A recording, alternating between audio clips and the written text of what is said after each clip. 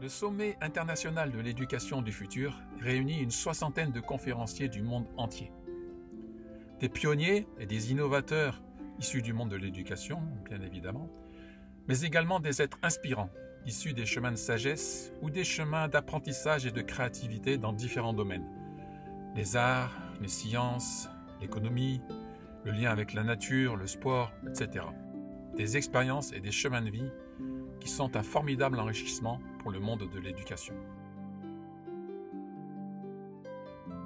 Le professionnalisme des traductions, en simultané, et l'incroyable richesse de toutes ces conférences offrent un horizon de point de vue vaste et varié, très complet, qui en font au final une véritable formation professionnelle pour les enseignants, les éducateurs et tous les professionnels de l'éducation, mais également une formation à la parentalité consciente et une formation individuelle à la vie consciente. Face à toute cette richesse et aux divers retours, nous avons décidé d'offrir toutes ces conférences à tous, partout dans le monde, en français et en anglais, quelquefois en allemand et en espagnol.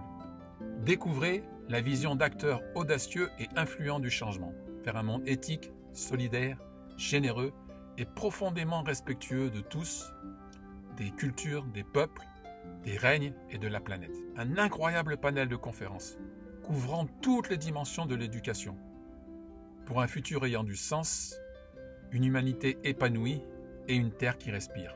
Une chose est sûre, votre vie, et à travers vous, celle des enfants, ne sera plus la même après avoir écouté toutes ces conférences. Pour avancer, nous avons besoin de vous, nous avons besoin de votre générosité solidaire.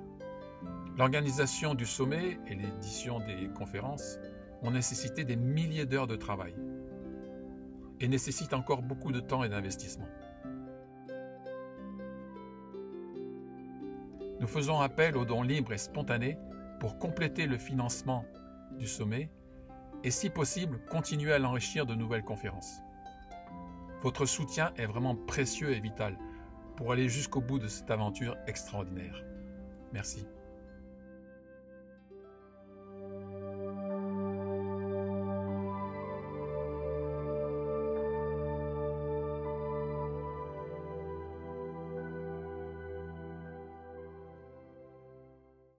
Donc, je suis très heureux d'accueillir Philippe Perennes. Comment on le dit ton nom d'ailleurs? Perennes ou... Mon nom, on dit Perennes. Perennes. Est-ce que c'est d'origine hispanophone? Non, c'est d'origine bretonne. Les Bretonne. Perennes sont des Bretons. D'accord. Donc, je suis très content d'accueillir Philippe. Je n'ai pas eu l'occasion de le rencontrer, de parler avec lui. Je connais un peu son parcours de ce que j'ai lu, qui travaille depuis au moins 40 ans à l'école Oui. à l'école Waldorf, que tu as beaucoup étudié le mouvement, le sens à travers la danse, à travers la jonglerie, que tu étais un jongleur. Oui. Et tu as beaucoup dansé aussi, donc. Est-ce que tu étais formateur aussi? Est-ce que tu as été formateur en biodynamie aussi? Non, je ne suis pas formateur en biodynamie, je suis formateur en pédagogie. Depuis une trentaine d'années. Donc, je suis ravi qu'il y ait quelqu'un aussi qui représente toute la sagesse de Rudolf Steiner, qui puisse aussi partager son expérience par rapport à l'éducation du futur et son point de vue par rapport à l'éducation du futur. L'éducation du futur étant l'éducation qui prépare un futur qui ait du sens et qui soit en cohérence avec des valeurs essentielles qui maintenant sont de plus en plus nécessaires. Oui, tout à fait. Je te laisse la parole, Philippe. C'est gentil. Donc, j'aimerais aussi commencer par dire ma reconnaissance de pouvoir parler dans ce cadre-là. Merci de préparer des événements comme ceci. J'ai entendu l'apport précédent par Philippe Nicolas, donc je m'inscris directement dans le prolongement de ce qu'il fait. Je trouve ça absolument magnifique, ces impulsions dont il fait la promotion.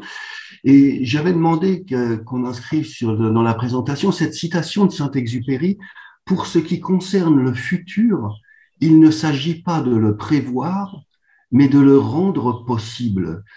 Et j'ai trouvé que Philippe Nicolas fait précisément partie de ces personnes-là qui rendent le futur possible. Donc, pas le prévoir, le rendre possible au travers tout cet éveil qu'il suscite dans les consciences des enfants, dans les consciences de leurs parents, dans les consciences de leurs amis. Et donc, c'est un honneur de pouvoir parler après lui. Voilà. Donc, ce que je voudrais, moi, vous apporter, c'est à peu près la même chose qu'avant, mais sur un autre plan. Donc, il est vrai, je suis professeur dans les écoles Steiner, enfin, en particulier dans une école Steiner, l'école de Colmar, depuis des années et des années. J'ai commencé en 1982, donc ça fait 40 ans que j'enseigne sans discontinuer.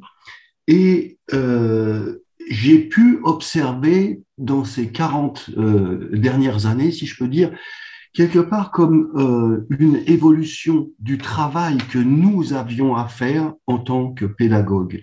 Et c'est de cette évolution dont j'aimerais parler, c'est-à-dire des directions qui me semblent aujourd'hui absolument indispensables de prendre si on veut rendre précisément le futur possible. Comme ça. Donc, la chose qu'on remarque, alors je voudrais vous dire aussi, je travaille avec un cercle de pédagogues, ce qui appelle le cercle de La Haye, qui comporte une quarantaine de pédagogues de 40 nationalités différentes. C'est-à-dire que nous avons la chance de pouvoir nous réunir 2 fois par an de tous les continents du monde et de beaucoup de pays du monde et de faire converger au sein de ce cercle des observations qui sont faites sur la planète entière. Et ce dont je vais parler maintenant, c'est quelque part le fruit du travail avec ses collègues. Et je voudrais essayer de vous faire sentir quelque chose de cette convergence des points de vue que j'ai retrouvé dans l'exposé précédent de Philippe Nicolas. Donc, ce qui nous semble important, toujours, c'est de se dire, quand on veut éduquer des enfants, quand on veut les enseigner, les éduquer surtout, il y a une chose qu'il ne faut jamais perdre de vue, c'est que l'époque dans laquelle vivent les enfants a certaines exigences.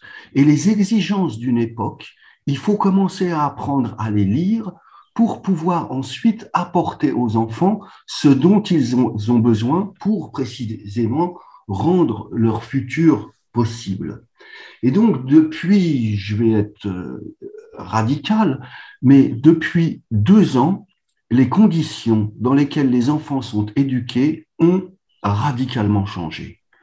Un de mes collègues anglais disait c'est une sorte de tsunami qui s'est passé parce que lorsqu'on regarde le résultat des 2 dernières années, on se rend compte quand même qu'il y a énormément d'enfants qui ont été plongés dans des situations vraiment graves pour leur développement.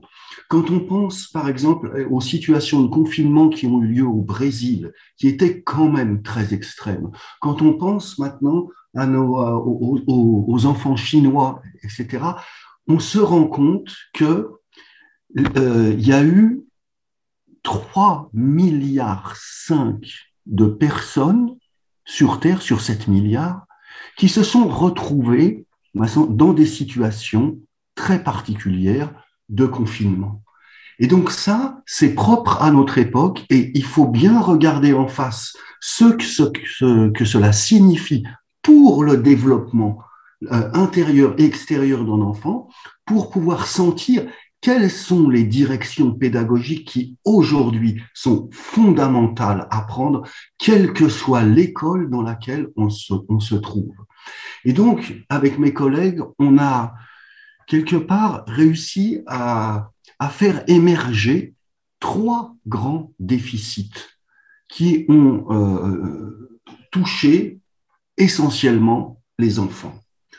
Je les cite. Un premier déficit, c'est un déficit précisément en perception sensorielle directe. Il y a eu une migration des perceptions sensorielles du monde de la réalité au monde virtuel. Et ça, c'est un fait qui est avéré pratiquement dans tous les pays parce que avec le confinement, il faut bien créer des liens et ces liens, ils ont été recréés par le monde virtuel. Et je ne les critique pas.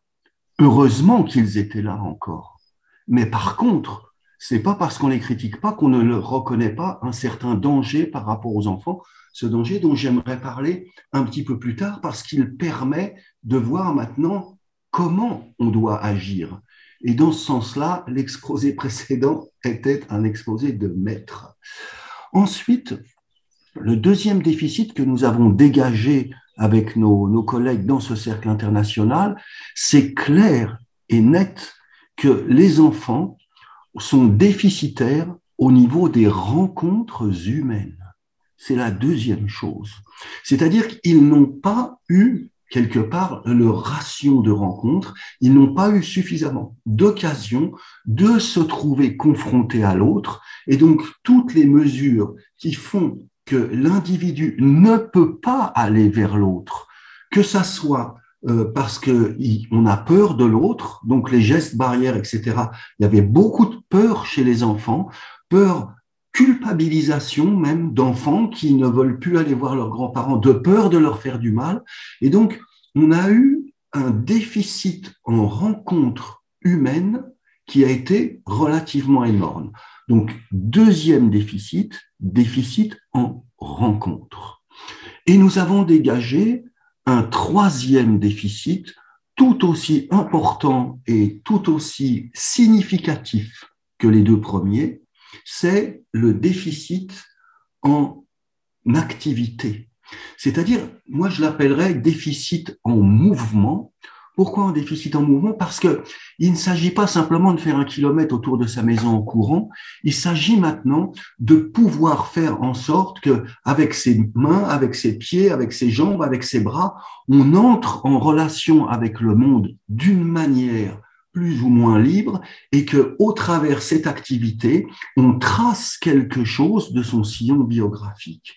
Et donc, à partir du moment où on limite le mouvement, où on fait en sorte que les enfants bougent moins, soient moins en activité, eh bien, il y a quelque chose qui ne se passe tout simplement pas. Donc, j'insiste pas, ce sont des points qui sont des points caractéristiques de cette civilisation dans laquelle on est actuellement et qui ont impacté nos enfants.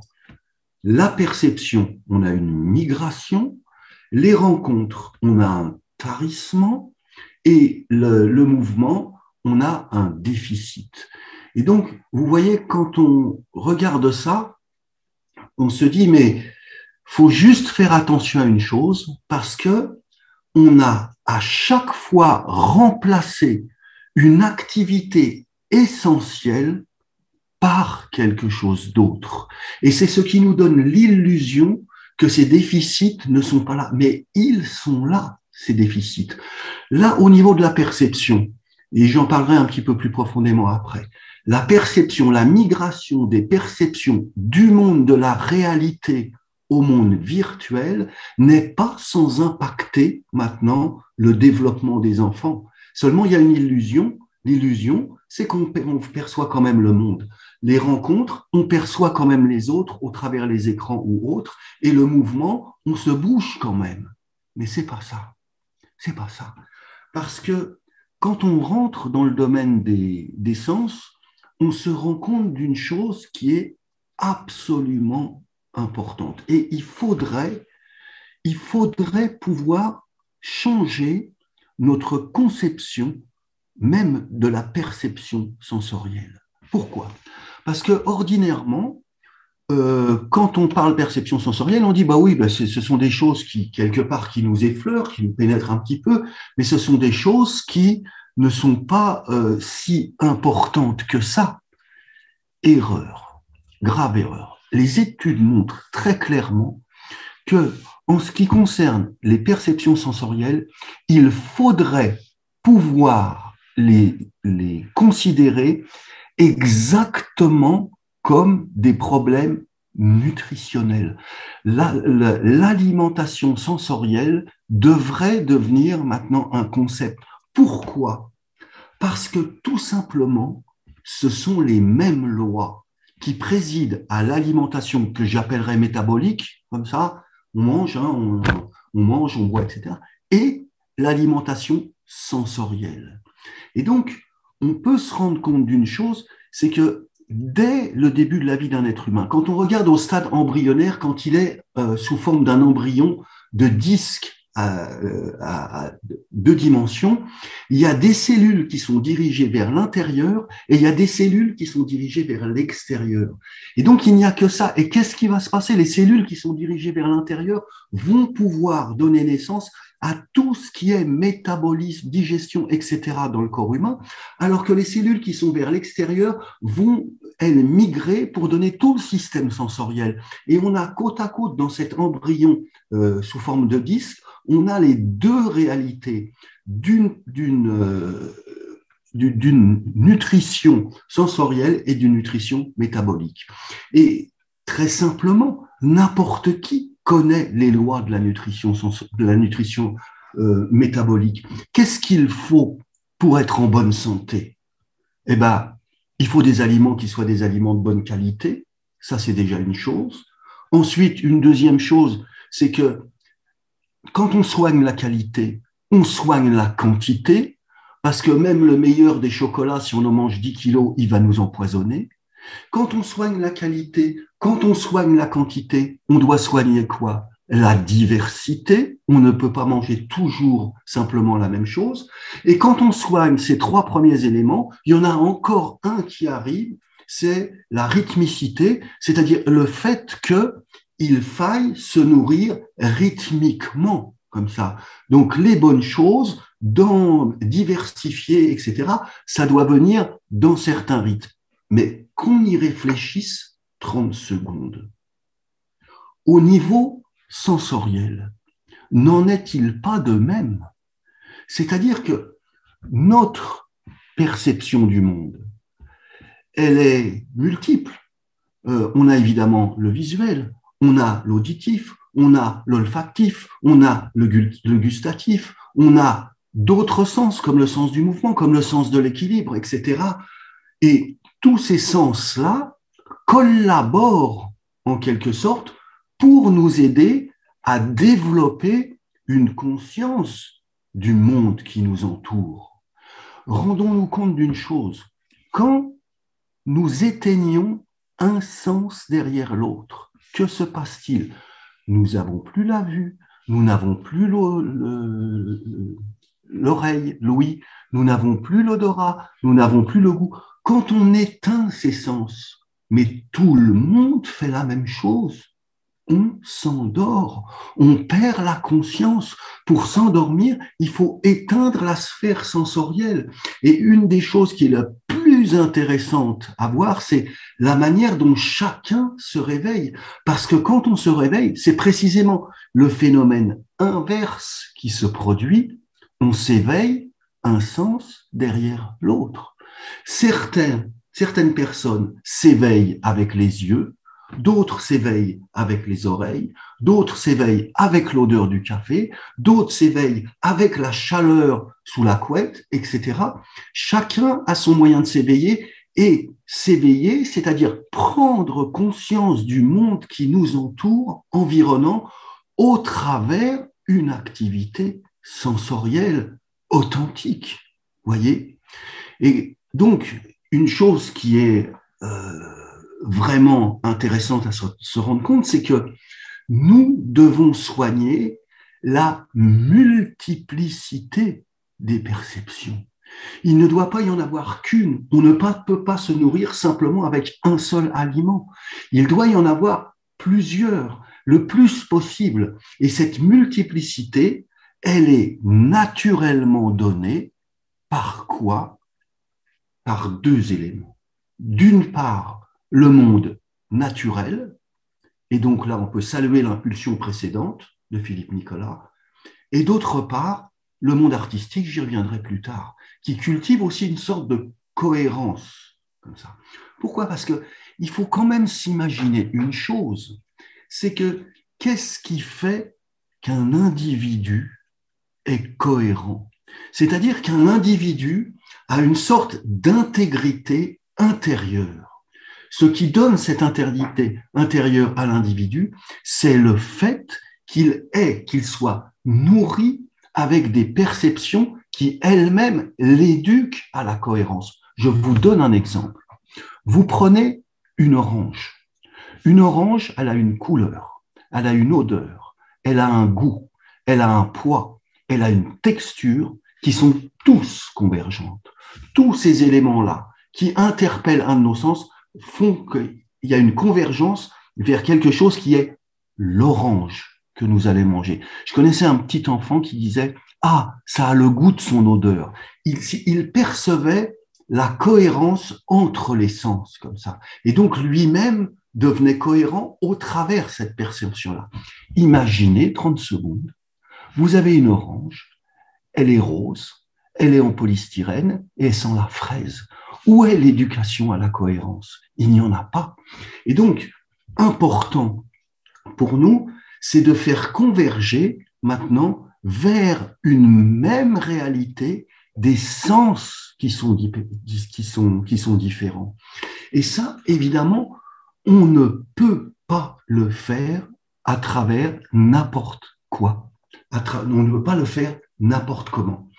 Je vous donne un exemple que j'ai vécu il y a quelque temps.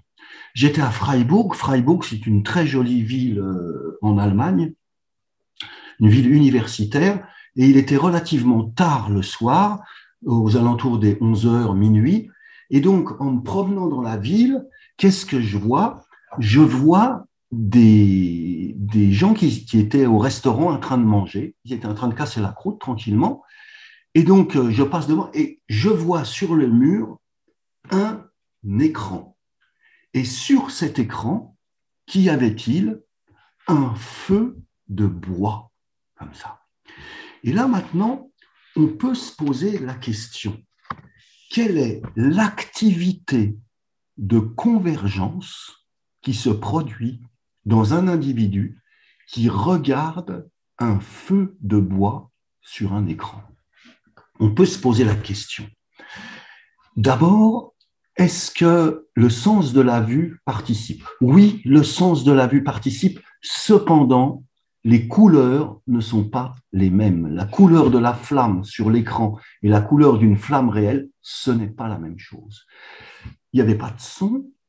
Est-ce que le sens de l'ouïe participe? Non, il ne participait pas. Est-ce que le sens de l'odorat participe? Non, le sens de l'odorat ne participe pas. Il n'y avait pas d'odeur du feu. Est-ce que le sens du goût participe? Parce que quand on est près d'un feu de bois, on le goûte aussi. Il y a quelque chose du feu de bois qu'on a sur la langue, qu'on a dans la salive, etc. Non, il ne participait pas. Est-ce que le sens de la chaleur participait? C'est-à-dire, est-ce que ce feu donnait du... Non, ce feu ne donnait pas de chaleur. Je m'arrête là, juste pour vous montrer que là, on a une illusion de feu. Seulement, cette illusion, aussi intéressante soit-elle, elle n'est pas sans conséquence. Pourquoi? Parce que le cerveau de l'être humain et celui des enfants qui est en pleine formation, il a cette particularité, c'est un organe qui fonctionne de façon modulaire, pas centralisateur, modulaire. C'est-à-dire que quand les informations arrivent, elles éclatent. Vous avez la partie qui va derrière dans l'aire de Broca, ce qui concerne l'ouïe, dans la vision. Vous avez vous avez l'aire de la vision derrière, vous avez les oreilles ici. À chaque sens correspond une aire cérébrale particulière, et ces aires cérébrales, que font-elles? Elles rentrent en relation neuronale les unes avec les autres. Et donc, quand tu te trouves devant un véritable feu de bois, que ton sens de la chaleur, ton sens de la vue, ton sens de l'ouïe, ton sens de l'odorat, ton sens du goût, etc., perçoivent quelque chose du feu, c'est un 14 juillet cérébral. C'est-à-dire que toutes ces aires qu'on appelle des aires associées entrent les unes les autres en résonance et créent quelque chose comme une résonance entre le feu réel et ce qui se passe à l'intérieur de toi. quand on se retrouve devant un écran, devant un feu qui est devant un écran, nous avons le sens de la vue qui est partiellement sollicité et les autres, pas. Ça veut dire quoi? Ça veut dire que l'individu ne construit pas la même cohérence intérieure en percevant le monde naturel, en percevant le monde son environnement, qu'en percevant le monde virtuel. Donc le monde virtuel, je ne le critique pas, il sert à plein de choses, entre autres à pouvoir vous parler, et je remercie le monde virtuel de me permettre de vous parler. Donc je ne le critique pas, simplement, je regarde. Du point de vue de l'alimentation, maintenant, il n'y a pas ou peu de diversité. Vous voyez? Et on pourrait montrer au niveau de la qualité, on pourrait montrer au niveau de la quantité. Quand vous arrivez maintenant en période de confinement, on était quand même à 7 heures d'écran par jour, hein. Même pour des enfants, c'est quand même énorme au niveau des quantités. On pourrait montrer qu'à chaque fois, il y a quelque chose qui n'est pas en ordre du point de vue d'une diététique sensorielle. Parce que, vous savez, c'est clair, on peut faire une boulimie sensorielle. De la même manière qu'on peut manger trop d'un aliment, on peut prendre certaines images de trop, et les images, elles ne font pas que passer. Il y en a certaines, elles restent coincées à l'intérieur, quand elles ne sont pas justes pour l'âge. On peut avoir une indigestion sensorielle. On peut être en situation de famine sensorielle. Regardez, les événements étaient tristes, mais quand dans les années 70, on a ouvert, 1970, on a ouvert les orphelinats roumains. Vous vous souvenez de ces orphelinats roumains où les enfants étaient laissés sur des lits et ils avaient à manger, ils avaient à boire, on leur donnait ce qu'il fallait pour vivre, mais ils n'avaient pas de jouets, ils n'avaient pas d'adultes qui s'occupaient d'eux, ils n'avaient rien. Qu'est-ce qu'on a remarqué? Mais un retard énorme dans l'incarnation de ces enfants, des périmètres crâniens qui étaient ridiculement petits. Pourquoi? Parce que le feu d'artifice le 14 juillet, il n'avait pas lieu, justement. Il n'avait pas eu lieu, on ne leur a pas donné ces occasions-là. Ils étaient dans des situations où ils avaient faim sensoriellement. Ils n'ont pas pu développer maintenant ce qu'ils avaient, leur individu, et donc l'individu marque des retards. Ils avaient des retards de motricité, ils avaient des retards de langage, ils avaient des retards au niveau du mouvement, etc., etc. Donc, ce n'est pas sans conséquence. Et j'aimerais, de la même manière qu'on fait des manifestations pour le bio, pour manger bio, qu'on puisse aussi faire des manifestations pour percevoir bio. Pourquoi? Parce que la perception maintenant naturelle, c'est ce qui permet à l'individu de percevoir sa propre cohérence individuelle. Et c'est à partir de celle-là qu'il écrit sa biographie. C'est pas à partir de ce qu'il va lire dans les livres, c'est à partir de ce qu'il va ressentir du monde à l'intérieur de lui-même. Ces enfants qui sont partis voir des volcans, qui sont partis à droite et à gauche, ils ont vécu, elle l'a dit, cette petite fille, ils ont vécu quelque chose maintenant qui est tellement fort que ça les a transformés. Oui, ça les a transformés. Et donc, vous voyez, il y a un gars qui est très intéressant, Monsieur Schmitt, Robin Schmitt, c'est un Suisse qui s'occupe de sociologie et d'éducation. Et ce monsieur, il nous parle aujourd'hui de quelque chose qu'il appelle la nouvelle transcendance. Qu'est-ce que c'est que cette nouvelle transcendance? Il appelle ancienne transcendance le fait que les enfants, dans le temps, entendez-moi, 1950, 1960, 1970, jusqu'en 1975, 80, comme ça, c'était quoi le problème? Le problème, c'était, ils étaient ancrés dans la vie naturelle, et le problème, la transcendance, c'était de leur faire ressentir qu'il existait une autre vie, une autre forme de spiritualité. Donc, il s'agissait de quoi? Il s'agissait de les élever vers quelque chose. Et maintenant, Robin Schmitt, il nous parle de quoi? De la nouvelle transcendance. Et c'est quoi cette nouvelle transcendance? Cette nouvelle transcendance, c'est le fait que les enfants ont migré du point de vue de leur perception sensorielle. Ils ont migré dans le monde virtuel et qu'il s'agit maintenant de les faire descendre sur la Terre, descendre dans leurs bottes, descendre maintenant sur la planète, descendre dans leur environnement de manière à ce qu'ils puissent réellement s'incarner, être des habitants terrestres. On vient sur Terre pour faire des expériences terrestres, pas pour faire des expériences lunaires ou martiennes. Et donc la nouvelle transcendance, c'est de les faire descendre. Et c'est ce qui était tellement bien exprimé dans l'exposé précédent. Donc, vous voyez, déjà, de ce point de vue-là, quand on prend simplement le point de vue de la perception sensorielle et de la migration des perceptions sensorielles dans le monde virtuel, comme ça, on a d'emblée le travail qu'il faut faire avec les enfants aujourd'hui, quelle que soit l'école dans laquelle on est, quelle que soit, on n'a même pas besoin d'être dans une école pour ressentir ce devoir-là. Ce devoir, c'est de faire en sorte que les enfants, nos petits, puissent percevoir le monde de la réalité, l'environnement réel, qu'ils puissent percevoir ce qui est animé par le feu, l'air, l'eau, la terre, et qu'ils puissent percevoir maintenant ces éléments et qu'ils puissent construire leur cohérence intérieure à partir de la cohérence du monde. On ne peut pas dégrader la Terre sans dégrader l'être humain. Ça, c'est quelque chose qui est clair.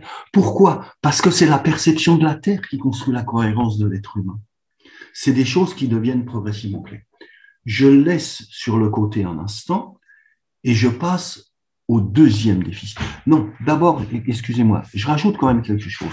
C'est que cette impulsion de faire en sorte que les enfants, maintenant, soient mis dans des situations de perception directe. Elle est perçue depuis longtemps par bon nombre de pédagogues qui ont mis au point de nouvelles impulsions pédagogiques qui tendent à faire que les enfants soient en contact avec leur environnement naturel. Nous avons des écoles sans écoles, c'est-à-dire sans salle de classe, des écoles où les choses se passent dehors. Nous avons des jardins d'enfants sans maison de jardin d'enfants. Les jardins d'enfants se font dehors. Nous avons dans des pays, par exemple comme l'Israël, des gens qui disent, ben voilà, à partir du moment où un enfant arrive à l'école, un jour par semaine, il doit marcher. Il doit aller dehors, il doit aller se promener. Et un jour par semaine, on les prend par les mains, hop, on les emmène à droite, on les emmène à gauche. Et puis, il y a tout un programme à partir de 7 ans jusqu'à maintenant la 14e année où on intensifie progressivement au travers l'activité physique maintenant et l'activité de sortie en milieu naturel si possible.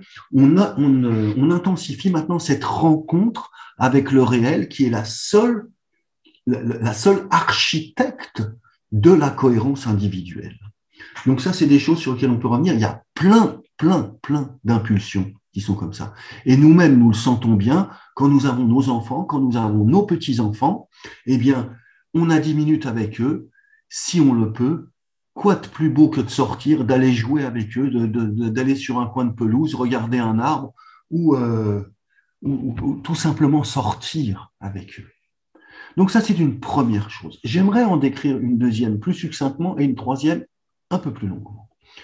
La deuxième, plus succinctement, c'est le deuxième déficit qui concerne essentiellement les rencontres humaines. Le fait que nos enfants ont été privés de rencontres humaines. En tous les cas, peut-être pas complètement privés, mais ça a été très fortement réduit. Donc, que cela signifie-t-il pour un petit que de ne voir des gens qu'au travers un écran, ou de ne voir que les membres proches de sa famille, ou de ne voir que les personnes qui sont dans son quartier une fois par jour pendant 1 heure avec une autorisation? Que signifie cette chose-là? Il y a une chose dont nous devons nous rendre compte et qui est maintenant, mais vraiment, ça fait longtemps qu'on sait ça.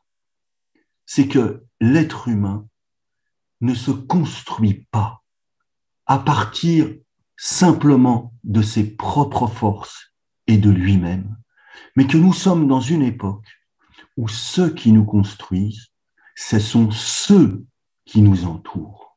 C'est-à-dire que notre réalité en tant qu'être humain, nous la rencontrons où ça? Nous la rencontrons dans le regard des autres. Nous la rencontrons dans la présence des autres. Nous la rencontrons dans les pensées que les autres expriment. Nous la rencontrons toujours lorsque il y a présence, et là j'insiste, directe de personne à personne. Alors il y a quelque chose qui s'allume de la même manière que la nature allume une cohérence naturelle à l'intérieur de nous. L'être humain anime une cohérence intérieure dans l'acte de rencontre. Vous voyez, c'est quelque chose qui est vraiment fondamental aujourd'hui. Pouvoir être en face de l'autre, pouvoir parler avec l'autre, pouvoir le rencontrer directement, c'est le facteur premier de la découverte de quoi? De sa propre humanité. Vous voyez, de sa propre humanité. C'est-à-dire que les enfants deviennent plus humains au travers de la rencontre avec les humains, si on veut éduquer au social maintenant. C'est l'élément de la rencontre qu'il faut favoriser, de la rencontre vraie, pas cette illusion de rencontre qu'on a au travers des réseaux sociaux, qui ne peuvent allumer que certaines parties du cerveau et pas d'autres. Ce n'est pas le 14 juillet. Mais je suis complètement rassuré par mes élèves, parce que je peux vous dire qu'ils ne sont pas dupes de ces choses-là. Ils les utilisent comme tout le monde, mais ils en connaissent les limites. Et donc, les jeunes, ils ont compris la chose, je pense, depuis longtemps. Mais en tous les cas, mon humanité dépend de ma faculté à rencontrer l'humanité de l'autre. Et c'est tellement beau de penser que je suis éveillé par les autres. Mais moi, en tant que professeur, je suis éveillé par l'humanité de mes élèves, vous entendez? J'ai tout à apprendre d'eux. Et mes élèves, ils sont éveillés par ma propre humanité. Nous nous éveillons mutuellement les uns aux autres. Dans ce domaine-là, il n'y a pas de hiérarchie. Il n'y a pas de petit. Il n'y a pas de moins, de plus haut, de plus grand, etc. Dès qu'on rentre dans le domaine de la rencontre, dès qu'on rentre dans le domaine de l'humanité, dès qu'on rentre dans le domaine de l'individu, nous sommes égaux. Le petit de 7 ans qui arrive à la porte de la classe, comme son professeur, ils ont la même réalité. Et donc, vous voyez, le fait de priver maintenant de la perception de l'autre, alors, d'une part, au travers le fait de ne pas avoir le droit de rencontrer. Aujourd'hui, en France, pour ceux qui nous écoutent à l'étranger, quand un enfant vient de naître dans une clinique, on n'a pas le droit d'aller le voir. Donc, il y a déjà, dès le début, c'est tellement important, les premières heures d'un nouveau-né et les rencontres qu'il fait, on n'a pas le droit d'aller le voir. Ensuite, sachez qu'il y a des enfants qui n'ont pas perçu maintenant le visage d'être humain à cause du MAPS pendant plus d'1 an. Donc, tout ce qui relève de l'expression, tout ce qui relève maintenant de ces micro-mouvements qui font que l'individu révèle quelque chose de lui-même, ça a été occulté. Et donc là, on est devant un déficit qui, dans la réalité, est anxiogène pour l'individu. Pourquoi? Parce qu'à partir du moment où tu ne te rencontres pas, c'est un acte de connaissance que tu ne peux pas faire. Et le petit, il est comme le grand, il fait des actes de connaissance. À 7 ans, à 5 ans, on fait des actes de connaissance, ce n'est pas réservé aux philosophes. Donc, c'est la rencontre avec soi-même. Et ces actes de connaissance-là ne se sont faits que partiellement ou que de manière illusoire au travers de réseaux. Et donc, là, ce déficit, il fait que l'individu, ne se trouvant pas, il a une certaine appréhension des autres et appréhension de lui-même. Et là, vous voyez, quand on arrive à ressentir chez les enfants, ce manque de véracité dans les rencontres, ce manque d'opportunité d'être réellement avec l'autre, on sait que de la même manière qu'on va essayer par tous les moyens possibles de les amener dehors, de les amener dans la nature, de les amener là où ils vont réellement pouvoir avoir des perceptions cohérentes, de la même manière, on va favoriser la rencontre véritable. Je vous donne un exemple. Après l'année dernière, donc, nous avons été confinés comme tout le monde, et j'ai une classe de 30 élèves, et ces 30 élèves, ils se sont retrouvés derrière leur téléphone, derrière leur écran, etc. Et ils étaient en train de monter un conte dans un art qu'on appelle le rythmique, qui est particulier, c'est un art du mouvement. Donc, ils avaient tous travaillé leur conte, ils avaient travaillé leur rôle, ils avaient travaillé, etc., etc. Et puis, paf, on a un mois et demi de confinement, et on revient à l'école. Et plus du tout envie de poursuivre le travail. C'est-à-dire qu'ils étaient là, assis les uns à côté des autres, et tout ce travail qui avait été emmené avec beaucoup d'enthousiasme, quand ils sont arrivés, il n'y avait plus rien. Il n'y avait plus l'envie de rencontrer l'autre, il n'y avait plus l'envie de faire quelque chose ensemble. Et le professeur qui menait la chose les a réellement pris par la main, avec beaucoup de tact pédagogique. On a pris un, on a pris deux, l'a fait travailler à part, on a repris un, on a pris deux, on fait travailler à part, etc. On a mis 4 ensemble, 6 ensemble, 10, jusqu'à ce que tout le monde soit de nouveau ensemble. Et là, nous avons vu ce qui se passait lorsque on amenait au travers un élément artistique, donc il s'agit d'un art du mouvement, les enfants à se rencontrer sur le plan justement artistique. On l'a vu. Donc, ils sont progressivement rentrés dans le travail, et quand ce travail il a pu être montré à des adultes, c'était comme une floraison pour eux.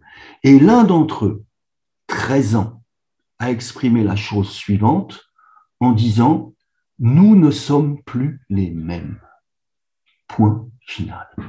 Nous ne sommes plus les mêmes. C'est-à-dire que au travers de la rencontre, parce que dans un art du mouvement, on ne peut pas faire ce qu'on veut, je fais ci, je fais ça, et puis je ne m'occupe pas des autres. Il faut sans arrêt s'occuper des autres. Il faut sans arrêt dans la perception du mouvement d'ensemble pour pouvoir intégrer de manière cohérente, et ça c'est le rôle de l'art, d'intégrer de manière cohérente sa présence au milieu des présences des autres, comme ça.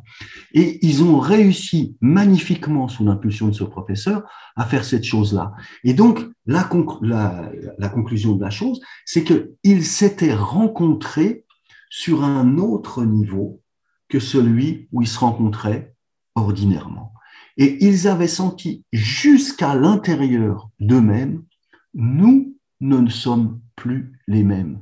Les autres m'ont changé et j'ai changé les autres.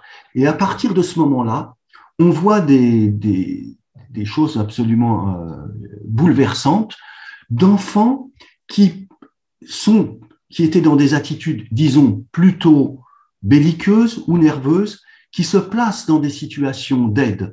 On voit dans les cours de récréation des nouveaux jeux qui apparaissent, comme par exemple le volleyball, qui était absolument pas pratiqué, où d'un seul coup, ils ont ce besoin de se rencontrer autour d'une balle, etc., etc.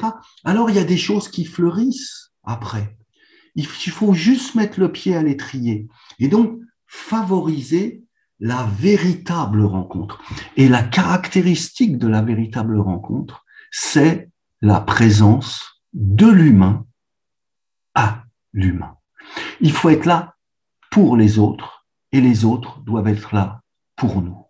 Et lorsqu'on réussit à faire en sorte que cette configuration particulière se passe, alors on sent on a rendu quelque chose du futur possible. Donc, toutes ces impulsions qui regroupent sur un bateau, sur du théâtre, sur un art du mouvement, sur un spectacle de cirque, etc., sur une pièce de théâtre, tout ce qu'on veut, sur une soirée poétique, sur de l'orchestre, sur du chant choral, etc., tout ce qui va faire que cette présence, maintenant, se densifie et s'interpénètre, c'est du pain béni pour notre époque. C'est ce que notre époque demande, exige, dirais-je. Maintenant, je prends le dernier point, qui est celui du mouvement. Je vous disais tout à l'heure, nous avons été bridés dans notre liberté de mouvement. Nous ne pouvions plus aller où nous le voulions, nous ne voulions plus faire, nous ne pouvions plus faire ce que nous souhaitons. La seule chose, c'était il y avait des activités essentielles qu'on avait le droit de faire et les activités non essentielles, précisément celles qui m'intéressent, on n'avait pas le droit de les faire comme ça. Donc là, de ce côté-là, nous, en tant qu'adultes, on peut prendre sur nous. Mais les enfants, non. Les enfants, c'est autre chose. Les enfants, eux, ils ont un talent particulier. Et pour ce faire, j'aimerais vous raconter une petite histoire qui m'est arrivée, donc biographiquement, juste pour essayer de faire sentir de quoi il s'agit exactement. Parce qu'on va dire, bon, bah, pendant un an, ils n'ont pas pu se bouger, bon, bah, c'est quand même pas grave, ils vont quand même pouvoir maintenant, ils peuvent se remuer et puis ils vont rattraper ça doucement. Je vous raconte l'histoire suivante. Donc, je partais en vacances avec ma femme et donc nous allions en Bretagne avec une vieille voiture derrière laquelle il y avait une vieille caravane. Et donc, inutile de vous dire, une vieille voiture avec une vieille caravane, ça roule pas vite. Il y avait beaucoup de monde derrière nous qui nous maudissait parce qu'on a quand même fait 900 km entre Colmar et puis la Bretagne à une vitesse très réduite. Donc, on a dérangé la moitié de la France. Mais maintenant, la chose, c'est que sur le coup du midi, j'étais en train de conduire tranquillement sur ma petite route à 60 km/h et d'un seul coup, il y a un panneau devant moi avec le nom d'une ville, Cognac. Et je ne sais pas où je dois aller. Ma femme dormait à côté de moi et je ne sais pas, est-ce que je dois tourner à droite pour aller à Cognac ou est-ce que je dois aller tout droit, comme ça. Et donc là, à ce moment-là, je n'avais pas le choix, je réveille mon épouse, je lui demande par où on va. Elle ouvre les yeux, elle voit le panneau Cognac et elle me répond clairement pas à Cognac. Point. Le message était clair. Pas à Cognac. Et donc, j'arrive au carrefour, je ne sais pas pourquoi, je tourne à droite et je m'enfile dans la direction de Cognac. Donc, ma tête avait parfaitement compris de quoi il s'agissait. Pas à Cognac. Mais mes bras, eux, ils avaient décidé autre chose.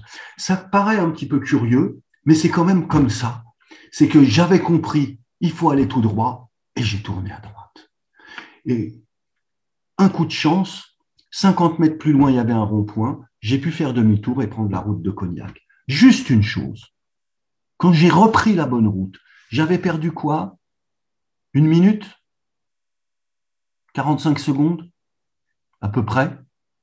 Je suis arrivé juste derrière un accident monstrueux. 2 voitures, 90 km/h, choc frontal. Les voitures, elles faisaient 1,50 m. Quelque chose de terrible. Il y avait peut-être 2 voitures avant moi, avant les accidentés. Et donc, je vous passe les détails, mais le soir, quand on commence à réfléchir à sa vie et qu'on fait ce qu'on appelle un travail de rétrospective, c'est-à-dire de revenir en arrière et d'essayer de lire le courant de son existence de l'autre côté, l'autre courant du temps, celui qui va de maintenant vers le passé ou qui vient du futur vers le passé. Et quand tu fais ce travail-là, tu te dis, mon Dieu, que se serait-il passé si j'étais pas allé à Cognac question. Et quand tu remarques des choses de cet ordre-là plusieurs fois dans ta vie, comme ça, de gens que tu rencontres dans des situations invraisemblables, comme ça, tu arrives à te poser la question si l'être humain ne serait pas doué d'une double intelligence. L'intelligence cérébrale, on la connaît, on sait la développer, il n'y a pas de souci. Mais l'autre intelligence, l'intelligence des jambes, l'intelligence des bras, des mains, cette intelligence qui fait que nos pieds nous amènent à rencontrer telle personne à tel moment, que nos bras nous arrivent à faire telle chose, tel geste, etc., à tel moment, qui va réveiller quelque chose. Réfléchissez, je vous en prie, dans votre vie, regardez les personnes importantes que vous avez rencontrées, comment vous les avez rencontrées. Et là, on se rend compte d'une chose, c'est qu'il existe des lois qu'on ne peut voir que rétrospectivement, du reste, qui sont des lois de convergence. Mais la causalité, elle n'est pas dans le passé, elle est dans le futur. On a des rendez-vous avec le futur.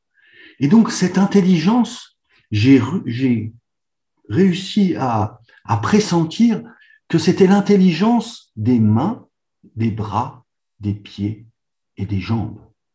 Et ceux-là, ils peuvent nous amener avec une certitude au bon endroit, au bon moment, à condition qu'on les laisse faire. Les laisser faire, ça veut dire ne pas les priver de liberté. Quand ton emploi du temps est plein de 8 heures du matin à 22 heures le soir, que tu sais tous les déplacements que tu dois faire, etc., ils n'ont pas beaucoup de chance pour pouvoir maintenant t'amener à droite ou à gauche. Mais si il y a 10 minutes dans la journée où tu n'as rien à faire, c'est là qu'ils sont forts, les Brèves.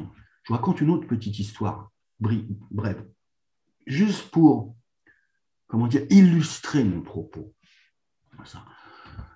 On cherchait à l'école un professeur particulier de biologie, on ne trouvait pas, annonce, internet, truc, machin, etc. Ça ne fonctionne pas. Et je reçois un coup de téléphone d'une ancienne élève qui est malade, très malade, elle est maniaco-dépressive et donc bipolaire, donc, et elle était de passage dans la région, elle me demandait si on pouvait se voir, et je lui dis oui, on va pouvoir se voir, il n'y a pas de problème, et on se donne rendez-vous à la cathédrale de Colmar.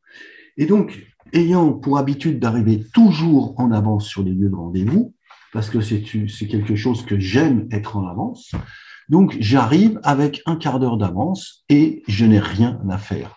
Ça, c'est des situations géniales quand tu n'as rien à faire et que tu es à côté de la cathédrale de Colmar. Qu'est-ce que tu fais? Tu fais le tour de la cathédrale. Et donc, je fais le tour de la cathédrale et juste à un coin de rue, comme ça, mais je tombe nez à nez avec une ancienne élève, un ancien parent d'élève, comme ça. Et à chaque fois qu'on rencontre un parent d'élève, on lui pose la question, parce que la seule chose qui nous intéresse avec les parents d'élèves, ce sont leurs enfants qui, pendant quelques années, ont été nos enfants. Et donc, alors, qu'est-ce qu'il devient, le petit Simon? Et donc, elle me raconte, 4e année de médecine, ça lui plaît beaucoup, etc., etc. Et dans la conversation, elle me glisse comme ça, cette femme-là, elle me dit, ah oui, mais vous, les profs Val-d'Or, vous êtes des profs heureux. Je l'arrête, je lui dis, comment ça, on est des profs heureux? Parce que si je suis heureux, j'aime bien qu'on me dise pourquoi. Au moins, en réalité, je suis heureux. Mais pourquoi? Parce qu'elle me dit, parce que figurez-vous que ma nièce, qui est professeure de biologie, elle est malheureuse là où elle est et elle cherche une école. Vous faites le lien. Vous cherchez pendant des mois un professeur. Vous ne le trouvez pas. Les moyens ne fonctionnent pas. Une ancienne élève vous donne rendez-vous. Vous arrivez 10 minutes avant, vous faites le tour du quartier, vous tombez sur cette personne-là et cette personne-là vous met directement sur la piste de ce que vous cherchez. Ça montre, pour moi, je vous assure, je peux vous multiplier les exemples par 10, par 20, par 30 dans ma biographie ou dans la biographie d'autres personnes. Mais je suis persuadé que dans votre biographie, vous trouverez la même chose. C'est quoi? C'est la preuve d'une intelligence qui n'émerge pas dans la conscience de veille, mais une intelligence qui vit dans les mains, dans les pieds, etc. Et donc, à partir du moment où ces pieds, où ces mains ont la possibilité maintenant d'être libres, quand est-ce qu'elles sont libres? Quand on ne les contraint pas à faire quelque chose. Il y a deux situations. Soit tu es en vacances, soit tu arrives en avance quelque part, tu as du temps, c'est tellement bien d'avoir du temps pour eux, ils vont pouvoir s'exprimer. Soit tu es dans une activité artistique, et dans une activité artistique, la particularité, c'est que tu crées quelque chose qui n'existe pas. Et si ça n'existe pas, c'est bien que tu vas faire quelque chose que jamais personne encore n'a fait, comme ça. Et donc, que tu fasses de la peinture, du dessin, etc., l'intelligence des mains se révèle au travers de l'activité artistique. Et donc là, on a dans la liberté du mouvement la possibilité pour l'être humain de rencontrer la partie quelque part créatrice à l'intérieur de lui-même, comme ça. Et ça, c'est une rencontre, d'avoir confiance dans sa capacité à créer quelque chose qui n'existe pas. Pour ce qui concerne le futur, il ne s'agit pas de le prévoir, mais de le rendre possible. Rendre possible maintenant une activité créatrice, c'est de ça dont le monde a besoin aujourd'hui. Rendre possible le futur au travers des activités de mouvement. Donc, entendez bien le tout petit enfant. Enfin, tout petit, pas si petit que ça. 4 ans, 3 ans. 3, 4, 5, 6, 7 ans. Il y a une activité qui, pour lui, est fondamentale dans sa journée. C'est ce qu'on appelle dans les jardins d'enfants Rudolf Steiner les jeux libres. Pourquoi? C'est le moment où est mis à disposition de l'enfant tout un tas de choses, pommes de pin, cailloux, table, chaises, tissus, pince à linge, marron, tout ce que vous voulez. Et il peut maintenant prendre ce qu'il veut pour faire ce qu'il veut, dans la mesure de la sécurité, bien entendu. Et là, celui qui peut observer ça va se rendre compte rapidement que la véritable intelligence des membres se révèle précisément dans cette activité libre. C'est là qu'ils vont transformer une table en éléphant, c'est là que tout va se transformer, c'est là que tout va se jouer, qu'ils vont faire les choses les plus abracadabrantes les uns avec les autres et qu'on va avoir une intelligence remarquable. Et donc, de la même manière qu'un bébé, quand il est tout petit et puis qu'on regarde, il a ses pieds qui se baladent devant lui comme ça, et puis il a ses mains qui se baladent devant lui comme ça. Mais qu'est-ce qu'il fait? Il s'amuse? Non, il travaille. Jamais un enfant ne travaille tant que quand il fait du jeu libre. Jamais un bébé ne travaille tant que quand ses mouvements sont libres. Pourquoi? Parce qu'on a remarqué, à force d'observer ces petits, que par exemple, les mouvements des mains et les mouvements des pieds lui servaient à éduquer ses muscles oculaires pour pouvoir ensuite se saisir activement de la vue. Vous comprenez? Cette intelligence, maintenant, nous, on s'en rend pas compte, on y est tellement, on vit tellement dedans, on est tellement habitué qu'on se rend pas compte qu'il y a aucun être humain qui est un imbécile. Ça n'existe pas. N'importe quelle personne qui prend un bout de pain et qui le digère, c'est un génie total. Parce que dans la digestion, il y a une activité, il y a une intelligence là qui est absolument phénoménale.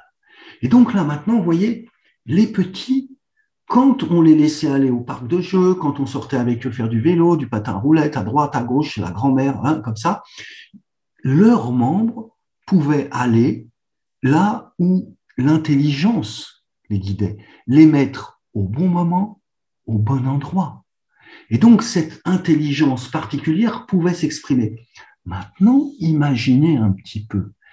Il existe pour les sportifs, mais n'ayez crainte, ça va arriver, dans notre, pour nous autres êtres ordinaires, des Google Shoes.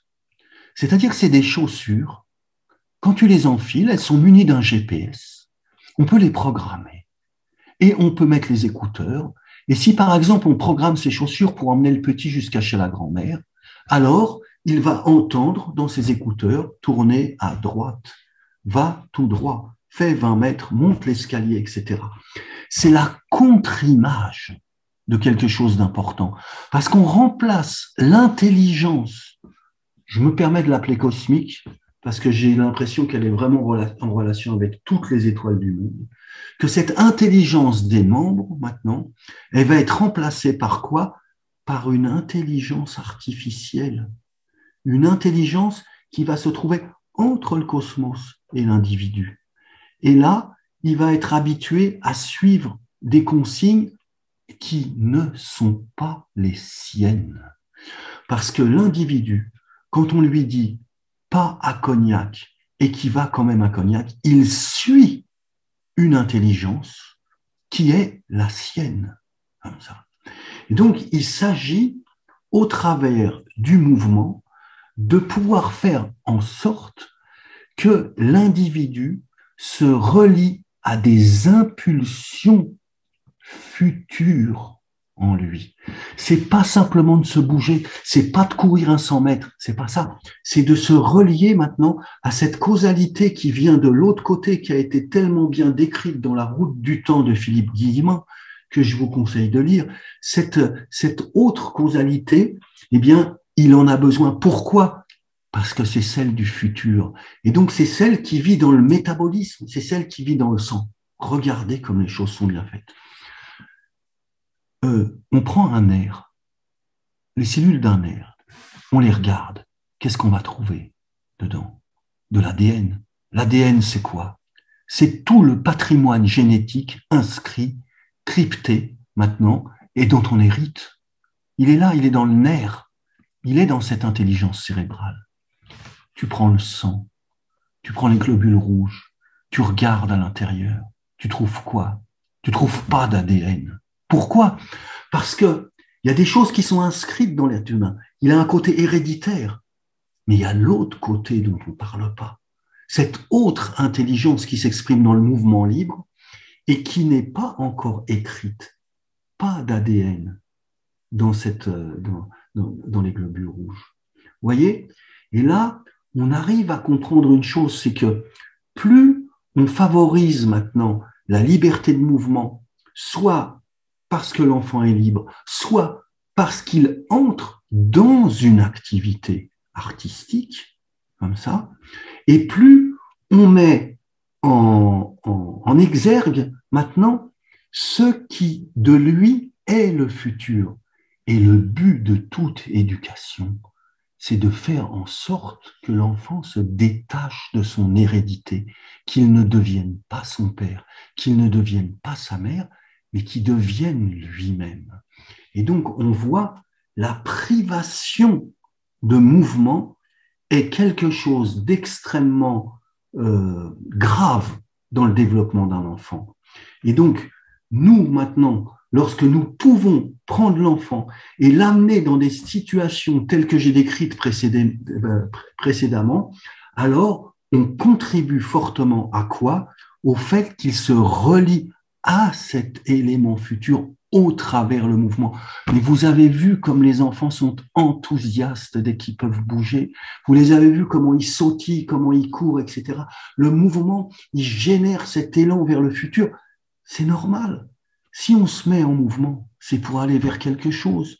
Si on est assis, on ne peut pas vouloir être assis. Il faut avoir une aspiration vers le futur pour se mettre en mouvement. Le jour où tu te réveilles et que tu n'as pas une aspiration au mouvement, c'est que tu es dépressif. Il y a quelque chose qui ne va pas. Quand tu as un futur qui t'appelle, tu te lèves. J'ai fait hier les comptes des absences dans la classe, comme ça. Il s'est trouvé que récemment, on a fait une pièce de théâtre avec la classe et j'ai regardé entre le mois de septembre et le mois maintenant d'avril, qu'est-ce qui s'est passé. Et j'ai vu en septembre, en octobre, en novembre, on avait des 10% d'absence, enfin, entre 6 et 12% d'absence. Et on approche, on rentre dans l'activité théâtrale et on arrive à quoi? 3 mois avant le théâtre, 2%, 1 mois avant le théâtre, 0%, jusqu'à la fin du théâtre. Et croyez-moi qu'ils ont travaillé énormément, 8 représentations consécutives, à la fin du théâtre, 0%. Ils étaient tirés le matin par cette envie de se rencontrer sur le plan artistique, sur le plan théâtral. Et donc là, la maladie, elle a carrément disparu de mon cahier d'absence. C'est quelque chose que j'ai pu observer de mes propres yeux. Donc, je me rends compte, ça fait 1 heure que je parle, ça suffit comme ça.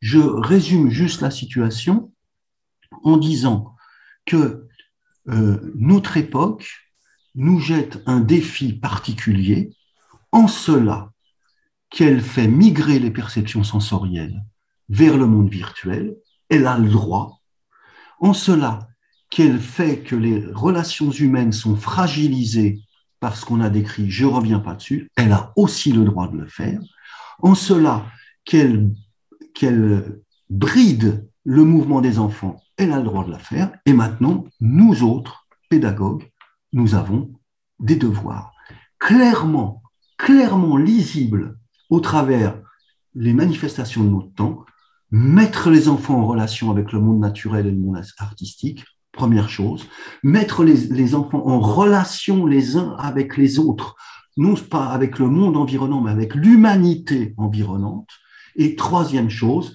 leur autoriser le fait de ne pas être programmé du matin jusqu'au soir avec des emplois du temps de ministres. Les enfants doivent jouer et ils doivent commencer par s'ennuyer si besoin.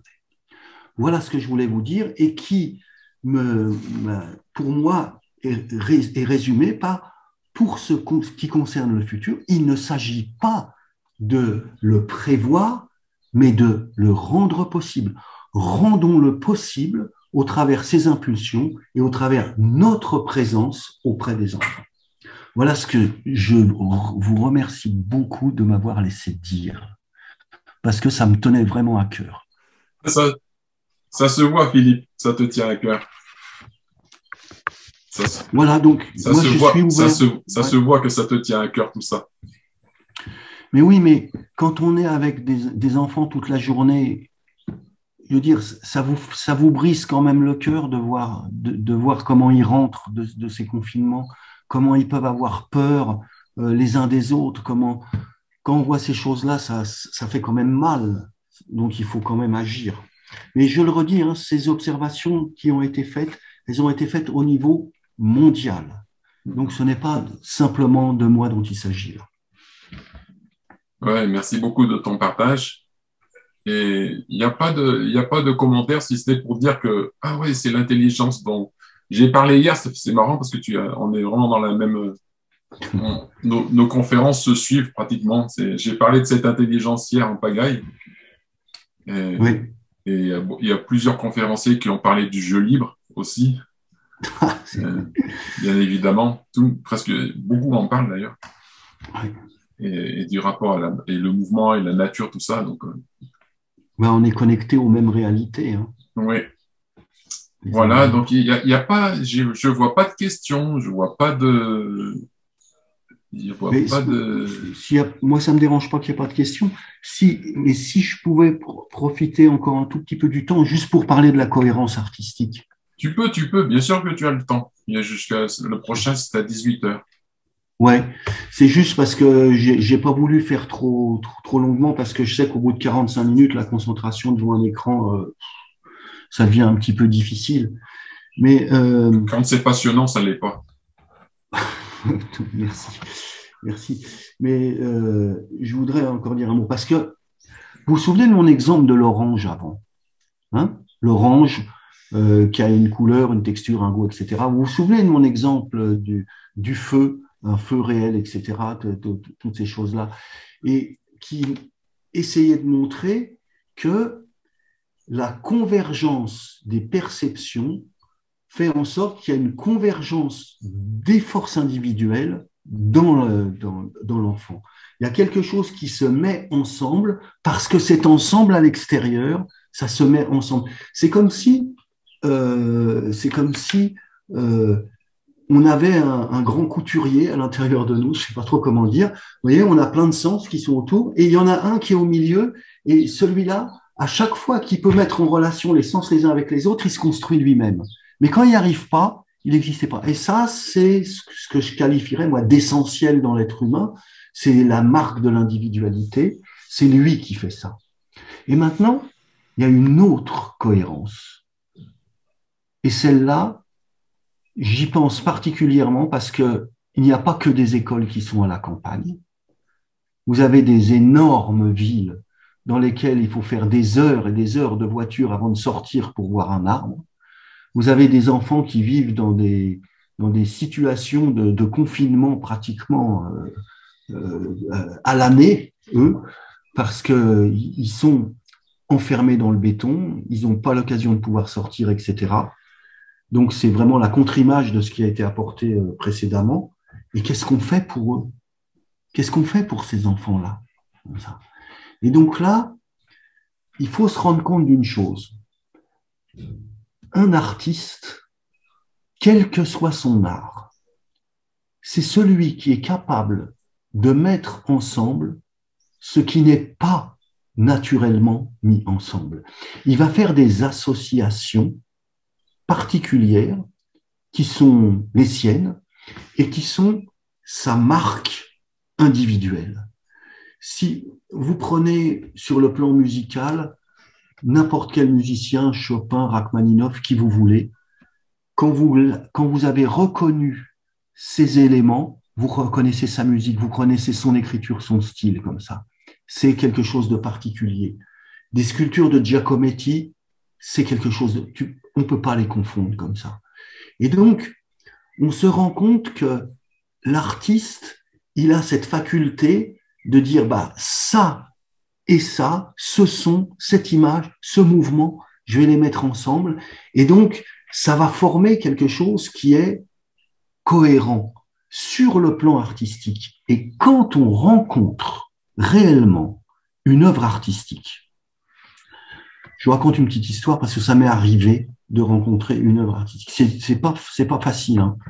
C'est comme rencontrer quelqu'un, c'est pas facile, il faut se préparer. C'est pas donné comme ça de rencontrer une œuvre artistique.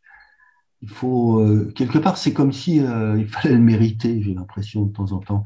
C'est pas parce que tu te places devant un tableau que tu as rencontré une œuvre artistique. Il y a une certaine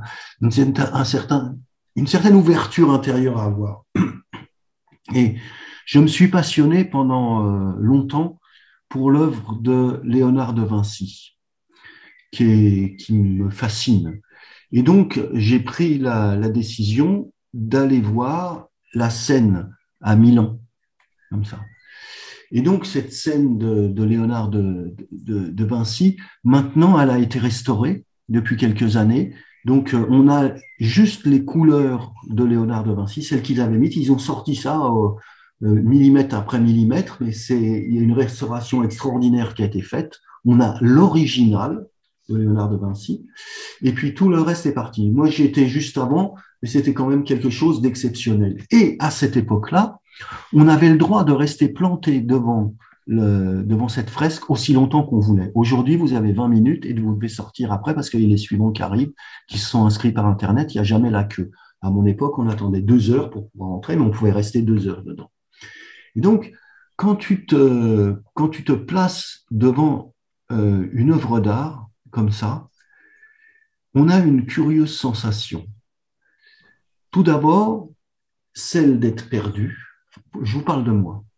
D'être perdu face à la chose. Il y a beaucoup de choses, il y a énormément, il y a des détails, il y a à droite, à gauche, c'est grand, c'est énorme, ça fait plus de 10 mètres cette histoire-là.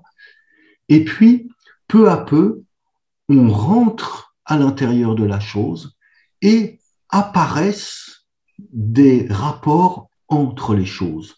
Et on se rend compte, par exemple, que dans cette scène, il y a des personnages qui regardent d'un côté, il y a des personnages qui regardent de l'autre. On se rend compte que dans cette scène, il y a des personnages qui sont dans l'écoute, il y a des personnages qui sont dans la vision.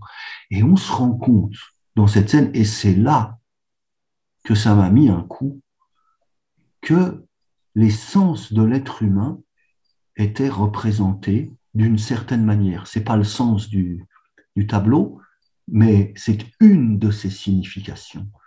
Quand vous partez, vous avez le Christ qui est au milieu, vous avez Saint Thomas, c'est le sens du toucher qui est là, et tu peux faire le tour des apôtres les uns derrière les autres, et tu vas trouver que chacun, je ne développe pas parce que là il faudrait du temps, que chacun est en relation avec un sens particulier.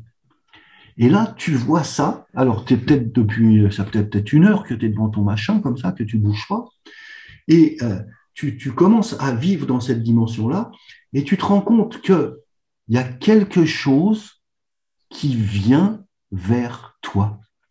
Quelque chose qui vient vers toi. La rencontre avec une œuvre d'art, ce ne peut être qu'une rencontre avec toi-même.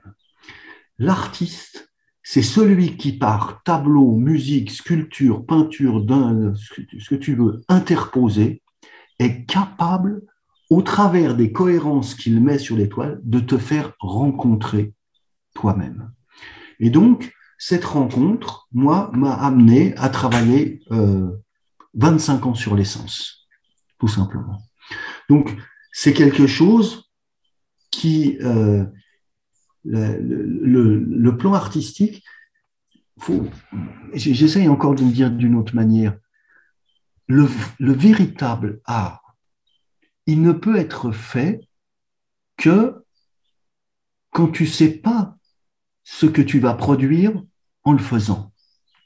Ça ne peut pas être une projection de ton mental. Je vais faire une orange, une banane et une pomme, je vais faire comme ça. Non, ça c'est une photo. C'est quelque chose qui apparaît quand tu le fais. C'est-à-dire que les motifs qui viennent du futur, ce dont on parlait, ce dont tu parlais précédemment, ces motifs-là, ils apparaissent en faisant les choses. Et il y a un bonhomme qui a écrit ça d'une manière très, très concentrée. Vous le connaissez certainement, il est magnifique, c'est Christian Bobin. C'est quelqu'un qui écrit magnifiquement, qui a une profondeur énorme et qui crée des résonances chez ses lecteurs qui sont formidables. Et voilà ce qu'il dit de cette chose-là, juste pour montrer de quoi il s'agit. Il dit, dans un livre qui s'appelle « Éloge du rien », juste pour la petite histoire, j'étais en Belgique, dans une chambre, je devais faire une conférence le soir, et en rentrant le soir, sur la table de nuit, je vois un petit livre, Éloge du rien. Je l'ouvre au hasard et je trouve une phrase que je vais vous lire, et j'ai lu tout le livre dans la nuit. Encore une fois, cette intelligence des mains et du cœur qui t'amène dans le bon lit, sur la bonne table de nuit, à ouvrir à la bonne page de livre. Qu'est-ce qu'il nous dit ? On demande toujours trop aux écrivains, comme s'ils détenaient un savoir abondant, disponible jour et nuit, comme si on écrivait à partir d'un savoir. C'est l'inverse qui est vrai. On ne peut bien écrire que ce que l'on ignore. On ne peut écrire qu'en allant vers l'inconnu, et non pour le connaître, mais pour l'aimer. Je peux vous la relire, parce qu'elle est forte. On demande toujours trop aux écrivains, comme s'ils détenaient un savoir abondant, disponible jour et nuit, comme si on écrivait à partir d'un savoir. C'est l'inverse qui est vrai. On ne peut bien écrire que ce que l'on ignore. On ne peut écrire qu'en allant vers l'inconnu, et non pour le connaître, mais pour l'aimer. Et ça, c'est un idéal de l'art que dans l'activité d'aller vers soi-même, de se découvrir soi-même comme ça. Et donc, c'est un moyen phare avec tout ce qui est activité dans la nature, etc., pour que l'être humain, dans un milieu défavorisé, et j'insiste bien, puisse avoir la chance de faire cette jonction avec cette créativité qui est lui-même en lui-même. Voilà, je m'arrête. Magnifique. J'aurais une histoire à te raconter qui va dans ce sens-là, qui est magnifique, mais bon, c'est pas le moment. Mais Oh, dommage, j'aime les histoires. hein, oh, je peux la raconter en raccourci, mais par rapport à justement à tout ce que tu viens de partager, moi, j'aime bien chanter et la première chanson, ça m'est venu comme ça. Je m'amusais avec la guitare et en 10 minutes, j'ai écrit une chanson. Oh. C'est sorti tout comme ça. Mais Mhm. j'étais jeune et avec le bagage que j'avais, j'ai immédiatement jugé la chanson. Je dis, elle est trop nulle. Voilà, c'est tout. J'habitais dans le Beaujolais à ce moment-là. Ma mère devait venir à 7 heures du matin. Je vais dormir. Le matin, je me réveille à 7 heures. Il n'y a pas ma mère. Je sors. Je vais dans la campagne. Il y a des vignes. Je descends une petite route au bord des vignes. Et arrivé en bas, il y a quelqu'un qui m'attend, que je connaissais de l'école primaire, dont tout le monde se moquait, et moi y compris, à ce moment-là. Et il me dit, je vais t'emmener à ton guide. Et là, on grimpe un chemin sur une colline, mais un chemin de crête, quoi. La colline, elle fait comme ça. Et on monte le chemin. Arrivé en haut, il y a une arche en pierre. De l'autre côté de l'arche, il y a un homme avec une grande barbe blanche, des longs cheveux blancs, et ma guitare à côté. Et moi, super surpris de trouver ma guitare là, je me dis, comment ça se fait que ma guitare, elle est là? Et il me dit, chante ta chanson. Et moi, je dis, avec ce que j'avais la veille dans la tête, non, elle est trop nulle. Je vais faire quelque chose que j'ai appris il y a 3 semaines et que j'aime beaucoup. Et là, je fais ce morceau que j'avais appris, et d'un seul coup, je me réveille. Super surpris de me réveiller, parce que je croyais déjà être réveillé. J'avais toute ma conscience diurne normale, quoi. Je croyais déjà être réveillé. Pour moi, c'était totalement... Je pouvais penser, l'avenir, le passé, tout ça. J'avais ma conscience diurne, normale, dans le rêve. Et là, je me dis, zut, j'aurais dû chanter ma chanson. Alors, je prends ma guitare, je joue la chanson, et ça m'a tellement touché que j'ai pleuré pendant 2 heures. Oui. Oui. Et j'ai immédiatement compris ce que ça voulait dire. C'est que ça me disait, ne juge jamais, jamais, jamais ce que tu crées parce que c'est pas toi qui crée. Que c'est cette intelligence-là qui fait les choses. Et ça m'a marqué, ça m'a énormément marqué pour toute ma vie, cette espèce de rêve étonnant où j'étais tellement surpris de me réveiller dans mon lit. Et j'ai tout de suite compris le message, quoi. C'était ne jamais, jamais ce que tu crées, parce que toute création ne vient pas du savoir, comme Christian Bobin le dit, quoi, que ça vient que ça vient de cette intelligence-là. Ouais. C'est une belle histoire en tous les cas. Merci. Ouais, c'est une belle histoire. Si tu avais une guitare, on te demanderait de chanter la chanson, mais bon.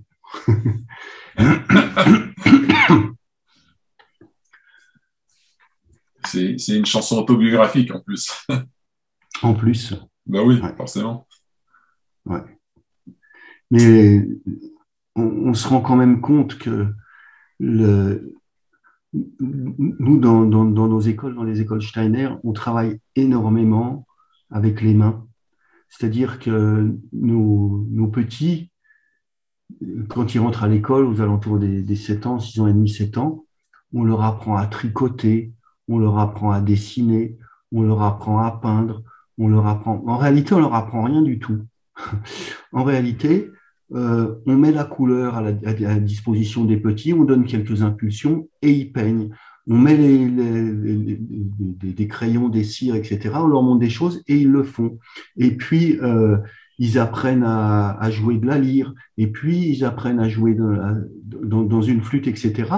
Et ils ont comme ça, quand je regarde un emploi du temps ordinaire d'un enfant, jusqu'à l'âge de 14 ans, il y a énormément d'activités qui sont des activités de mouvement, qui sont des activités de chorale, qui sont des activités de chant, qui sont des activités de dessin, qui sont des activités de peinture, qui sont des activités de sculpture, etc., qui sont des activités de sortie aussi, qu'on fait beaucoup. Et on a énormément de jardinage dans nos écoles. Là, depuis 2 jours, on est fou de joie parce qu'on a des ruches, enfin, dans l'école. Bref, il y a toutes ces activités qui sont là. Et la chose qui qui est toujours surprenante, c'est se dire, bon, d'accord, cette intelligence qui est dans les mains, il ne faut pas la laisser se perdre. Parce que si on ne lui donne pas du grain à moudre, si on ne lui donne pas des occasions de se révéler, elle finira un jour ou l'autre par s'étioler, puis l'enfant, il ne croira plus dans ses mains, il ne croira plus dans ses pieds, il ne croira plus dans sa faculté de pouvoir fabriquer quelque chose qui n'existe pas encore. Il va perdre quelque chose qui n'est pas un rêve, qui est, pardon, qui est une réalité. Et donc, on le soigne, on le soigne, on le soigne. Et ça, on le soigne jusqu'à ce qu'il ait 18 ans, comme ça. Et je me suis rendu compte d'une chose, c'est qu'on pourrait se demander, mais attends, pendant qu'ils sont en train de faire de la peinture, du dessin, de la sculpture, du chant, de la chorale, de la flûte, etc., ils font pas tout un tas d'autres choses, comme ça. Il y a plein de choses qu'ils font pas. Bah, ils font moins d'heures de français, ils font moins d'heures de mathématiques, ils font moins d'heures de géométrie, ils font moins d'heures, etc., etc. Et on pourrait nourrir les pires inquiétudes par rapport à l'intégration d'élèves qu'on aurait développé à partir de l'intelligence de leurs mains. Et ben, c'est exactement le contraire qui sort. Et là, je vois une perspective d'avenir. C'est exactement le contraire de ce qu'on pense. C'est le contraire de la raison. C'est le contraire de la ration, de ce qui est rationnel. C'est que ces enfants qui ont fait moins que tous les autres, ils ont une aptitude particulière pour les mathématiques, etc. Nous, dans notre école, on a 100% de réussite au bac. Je suis malheureux de le dire, parce que c'est quand même comme ça. Ça fait 40 ans qu'on existe. Il n'y a jamais un élève qui est allé jusqu'au bout des 12 classes qui a raté son bac. C'est jamais arrivé, un truc comme ça. Leur question, c'est de savoir est-ce qu'ils vont l'avoir avec une mention ou pas. Mais je dis ça simplement, c'est pas pour faire l'éloge de nos écoles, parce qu'il existe plein d'écoles alternatives qui sont absolument merveilleuses, et mes collègues du public, j'ai le plus profond respect pour leur travail, bien entendu, comme ça, mais je dis ça simplement parce qu'il y a une manière de prendre l'éducation qui est aussi à partir de l'autre intelligence. Et on a remarqué qu'un enfant qui faisait bien du tricot, par exemple, et qui ne laissait pas tomber de maille, il avait beaucoup plus de facilité en mathématiques après. Pourquoi? Parce que tu as une maille derrière l'autre. Si tu laisses pas tomber de maille, tu es capable de suivre un rang, tu es capable de suivre une logique. Et cette capacité se transforme en capacité de suivre un raisonnement logique, de pouvoir suivre maintenant une pensée qui s'enfile derrière l'autre. Et donc, on remarque que à partir du moment où on ne surcharge pas l'intelligence cérébrale quand les enfants sont petits, mais qu'on cherche au travers d'activités artistiques à développer l'intelligence des mains et l'intelligence des pieds, alors c'est précisément cette intelligence-là qui vient réveiller l'autre intelligence. Et c'est des choses qui sont, je peux le dire, foudroyantes. C'est-à-dire que je peux encore vous donner un exemple tiré de la pratique. Donc, j'ai vu passer beaucoup d'élèves. Mes élèves les plus âgés ont plus de 50 ans aujourd'hui, mes premiers élèves que j'ai eus. Et donc, j'en ai vu passer pas mal en 40 ans. Et donc, je pense à l'un d'entre eux, comme ça, qui était touchant de bonne volonté. Il voulait toujours tout faire, quand même, et très, très peu de facultés, surtout les facultés intellectuelles, fallait vraiment pas en parler comme ça. Mais il voulait toujours, il était très brave, il faisait ses trucs, il faisait son tricot, il faisait etc., etc. Et il faisait ses exercices de mathématiques sans aucun succès, mais vraiment aucun succès. Et un jour, il avait 12 ans, il est arrivé vers moi, il m'a dit, ça y est, j'ai compris. Mais le développement, c'est pas linéaire, c'est par palier que ça se passe. Il m'a dit, ça y est, j'ai compris. Je lui ai dit, qu'est-ce que tu as compris, Jean? Il m'a dit, j'ai compris les mathématiques. Et à partir de ce jour-là, cet élève, non seulement il comprenait les raisonnements mathématiques, mais en plus, il s'est hissé parmi les meilleurs et même le meilleur de la classe dans le domaine. C'est-à-dire que tous ceux qui étaient très, très forts, il les a distancés. Et quand je repense à cet enfant, qu'est-ce qu'il a fait? Il a toujours travaillé avec ses mains, toujours travaillé avec ses pieds, toujours avec la meilleure volonté du monde dans le domaine artistique. Toujours comme ça. Et il y a un moment où cette intelligence-là, elle est ici, elle est au bout des doigts, elle migre et elle passe de l'autre côté. Donc, il faut inverser le courant. C'est pas de la tête aux membres. C'est pas d'abord je réfléchis bien et après je fais. C'est j'apprends à avoir confiance dans mes facultés créatrices, dans ma motricité, dans mon mouvement, dans ma capacité de rencontrer l'autre au travers mes gestes, au travers ma parole. Et cette confiance, quand elle est là, eh ben, t'inquiète pas. Elle va venir éveiller à l'intérieur de toi l'autre intelligence. Et ça, je l'ai tellement vécu que je ne peux qu'en témoigner ici. Merci Philippe, c'est génial. C'est génial, merci. Quand j'agis, j'apprends. J'agis et j'apprends du coup. C'est parce que j'agis que j'apprends. Et Oui, c'est parce que j'agis que l'impossible se réalise. c'est parce que j'agis, mais j'agis pas n'importe comment, j'agis pas de manière chaotique, j'agis d'une manière qui est ordonnée par une intelligence. Donc, c'est cette intelligence, quand l'enfant est libre, c'est cette intelligence cosmique, c'est celle qui lui fait chercher les bonnes choses aux bons endroits. Et l'autre intelligence, c'est l'intelligence pédagogique, c'est-à-dire c'est ceux qui mettent autour de l'enfant ce qui peut servir pour pouvoir développer ces facultés-là.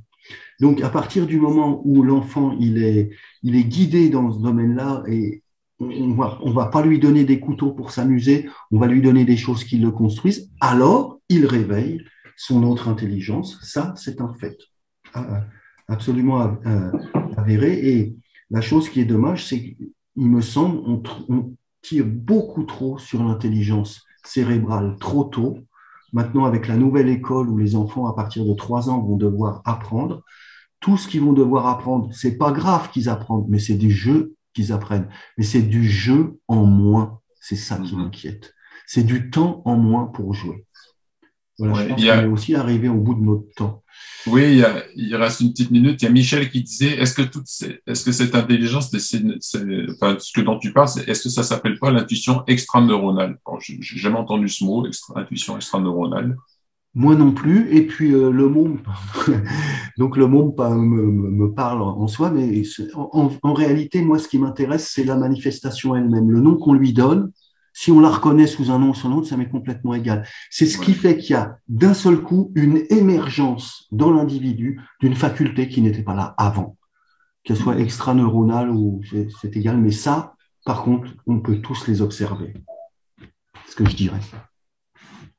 Merci. Il y a Aurore qui a un commentaire ou une question. Les enfants vivent naturellement cette intelligence, comme vous l'expliquez, mais est-ce que vous leur faites prendre conscience de cette intelligence?